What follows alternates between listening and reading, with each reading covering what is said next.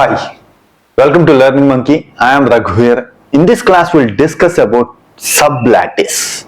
In our previous classes, we clearly discussed about lattice definition and properties. Please watch those classes and come back here. The link for the playlist is provided in the description below. Coming to today's class, sublattice. First, understand the definition. With example, you are going to get much clarity about the definition. A non-empty subset S of lattice L. A non-empty subset S of lattice L. We called it as sublattice. When we are going to call it as sublattice, if and only if S is closed under the operations greatest lower bound and least upper bound. If it is closed under these operations, then we say it as a sublattice. So, in order to understand this statement much better, if A comma B belongs to sublattice S, then A least upper bound B belongs to S and A greatest lower bound B belongs to S. For all A comma B, if this happens, then S is called it as a sublattice. So with example, you are going to understand it better. Let's take the lattice L.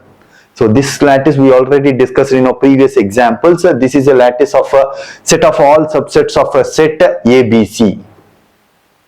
Under the operation subset means phi subset of A, phi subset of set C, phi subset of set B, A subset of AB, A subset of AC. This is how we constructed the hasse diagram for this lattice. So in this lattice, we have mentioned the numbers S1, S2, S3, S4, S5, S6, S7, S8.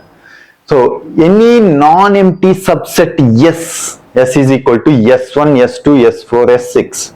So from this lattice, we have taken a non-empty subset S1, S2, S4 and S6.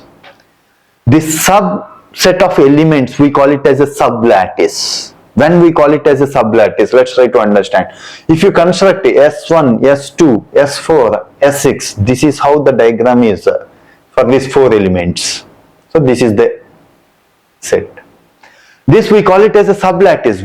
Why we call it as a sublattice? You take any pair of elements in this sublattice, means S2, S4, means A, C. It should have a least upper bound and it should have a greatest lower bound. That two values should present in S. Means what is the least upper bound of A comma C? A comma C. This is the least upper bound. What is the greatest lower bound of A comma C? 5. Similarly, you take any two pair of elements. What is the least upper bound of 5 comma C? C. What is the least upper bound of greatest lower bound of 5 comma C? 5. So the elements, you take any pair of elements, the least upper bound and greatest lower bound should present in the subset S. Then only we call it as a sublattice. So S1, S2, S4, S6 is a sublattice. Similarly, you take a set S is equal to S1, S5, S7, S8. So from this diagram, S1, S5, S7, S8. So S5, S8, S7 is having a connection, but S1 don't have a direct connection from S7 and S1 don't have a direct connection from S5. So the diagram looks like this. So S1, S5, S7, S8. This is how it looks like. But we don't have a least upper bound and greatest lower bound for S1 and S7. So that's why this is not a sublattice. Like that, in this lattice, you can identify multiple sublattices. So you take it as an assignment and you try to identify different sublattices that are present in this lattice.